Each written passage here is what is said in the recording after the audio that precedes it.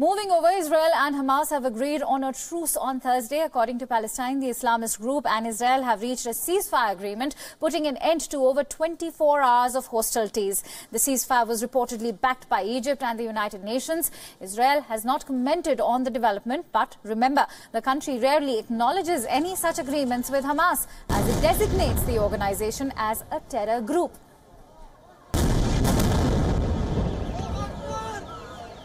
Israel and Hamas have traded at least 180 rockets over the past day, leaving prospects of a long-term ceasefire agreement in dark. The flare-up, which began on Wednesday, left 3 Palestinians, including a pregnant woman and her child, dead. Warning of the imminent dangers, continued escalation, UN Special Coordinator for Middle East Peace Process had issued a statement on Thursday. And the Gaza Strip, which is home to over 2 million Palestinians, has been under the control of Hamas since a decade now.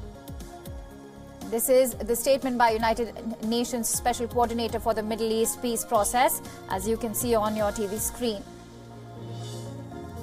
And during this period, Hamas has fought 4 wars against Israel.